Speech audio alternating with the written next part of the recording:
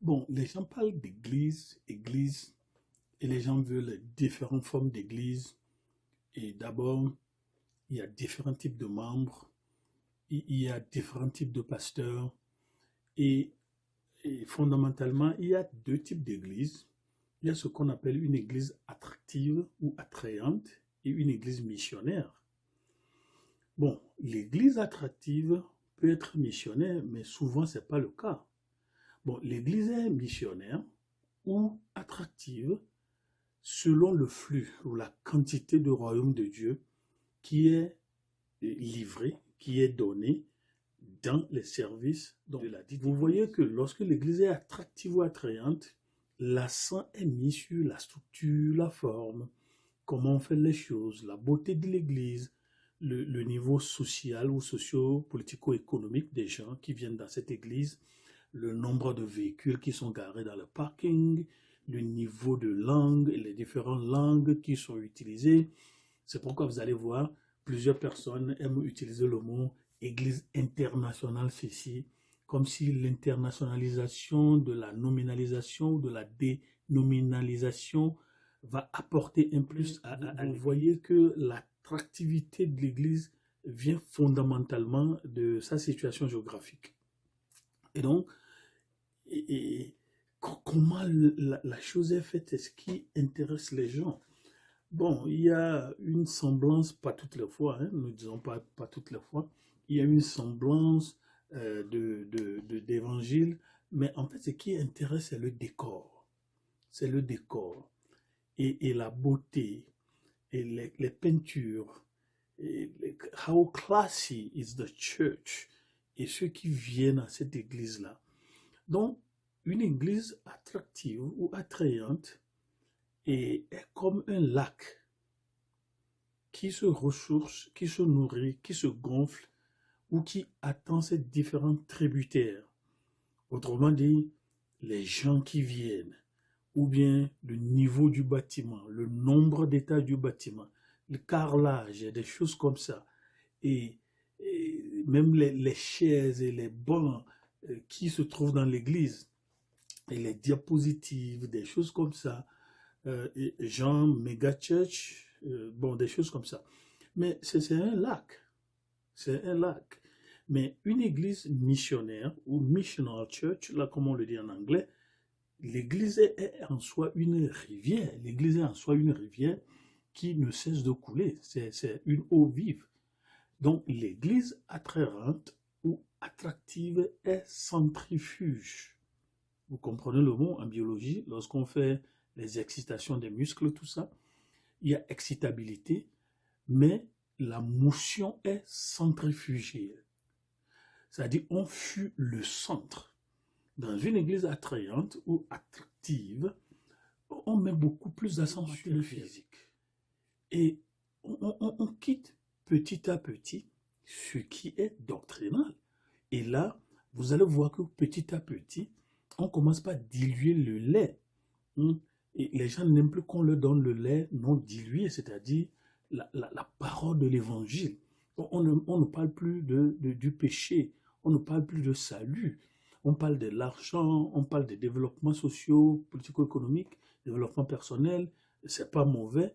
Mais petit à petit, vous allez voir, l'Église qui s'est focalisée sur l'attraction va perdre le cursus même du développement d'une église, évangélisation, multiplication, mais on va voir plutôt le nombre gonflé par ce qui s'y passe là, et non pas la qualité du message ou de la doctrine qui enseigne. L'église qui est missionnaire est centripète.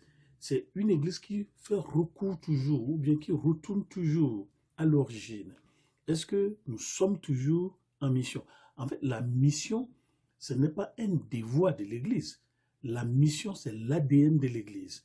La mission, c'est la missio Dei, la mission de Dieu, et qui invite l'Église à s'associer à lui dans l'accomplissement de cette missio Dei partout, géographiquement, où cette Église se trouve.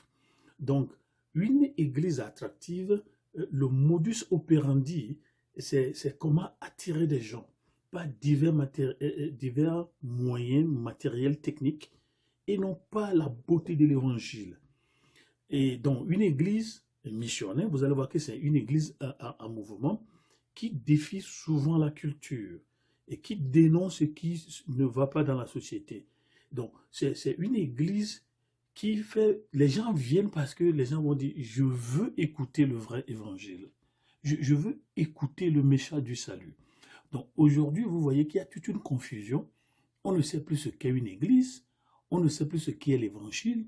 Et vous allez voir que le nom Jésus disparaît petit à petit. Nous voyons beaucoup de missionnaires, nous sommes dans Jean 10, et nous voyons beaucoup de personnes qui sont des podologues, les ventrocrates, et on est lancé dans la mission Dei, on est en train de commercialiser même l'évangile. Donc ce que nous appelons le processus herméneutique, c'est-à-dire l'interprétation et l'application de la parole de Dieu, on cherche ce qui plaît aux gens. Donc quel est le message qui vend aujourd'hui? Quel est le terme biblique qui vend aujourd'hui? Aujourd'hui, c'est la bobovologie. Donc, quand vous allez chez le pasteur, vous-même, vous n'êtes pas d'accord qu'on vous dise quelque chose de psychologique, quelque chose de matériel, quelque chose d'intellectuel. Si le pasteur ne dit pas quelque chose de spirituel, vous, les membres, vous dites que ce pasteur n'est pas spirituel. Et on pense que tous les problèmes sont spirituels. Donc, c'est ce qui vend aujourd'hui. Ça c'est un processus herméneutique erroné de l'interprétation, de l'application de la parole de Dieu. Donc, on va chez le pasteur sait que quand il vous dit, voici ce qui vous arrive là est spirituel, on dit, voilà, moi-même je savais. Alors que ce n'est qu'une orientation psychologique. Ce n'est pas nécessairement vrai. Ce n'est pas nécessairement au pasteur. L'idée d'église est de savoir, est-ce que vous êtes une église centrifuge? C'est-à-dire, vous constatez que vous vous éloignez petit à petit du centre de l'évangile, c'est-à-dire Jésus-Christ, le salut, ou bien vous êtes centripète. On tourne, mais on retourne toujours. On retourne toujours à cela, la bonne nouvelle. Donc, vous allez voir que une église n'est pas appelée à être sédentaire. Nous ne sommes pas sédentaires. On est appelé. Hein? On est appelé. On est appelé à aller partout où celui qui appelle vous demande d'y aller. Donc, l'église est universelle. Mais l'église est aussi apostolique, c'est-à-dire envoyée. Donc, cela dit, si vous êtes dans une église et vous-même demandez aux dirigeants, vous les membres, vous devez vous demander quel est le centre d'intérêt de notre église. Que faire pour plaire aux yeux ou bien que faire pour défier les cœurs? La question reste posée.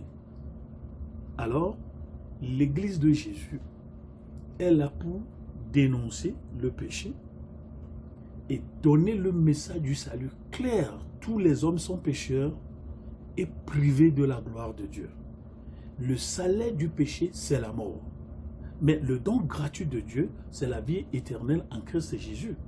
Et Jésus dit, je me tiens à la porte et je frappe. Si quelqu'un entend ma voix et ouvre la porte, j'entrerai chez lui. Donc la question se pose, est-ce que vous avez une fois, consciencieusement, personnellement, dit à Jésus, je reconnais que je suis pécheur et je sais que tu es mort à la croix pour mes péchés. Aujourd'hui, j'ouvre la porte de ma vie et je t'accepte comme mon sauveur Seigneur personnel. Deuxième question, qu'est-ce qui vous attire à votre église? Votre position ou la situation socio-matérielle ou la couleur de la population qui arrive? Autrement dit, même sans le dire consciencieusement, j'y vais pour me faire voir. J'y vais parce que je cherche une place. Ce qui était le cas en Corinthe, où les Corinthiens, on vient à l'église avec les classes socio-politico-économiques. Voici la classe des aristocrates, voici la classe des empereurs, voici la classe des princes. Est-ce que je vais à l'église avec une telle mentalité? Alors posez-vous la question, Jésus, s'il venait dans votre église, qu'est-ce qu'il va aller à la prochaine? Histo-Afrique, levez le voile colon et laissez parler la Bible elle-même. Au revoir.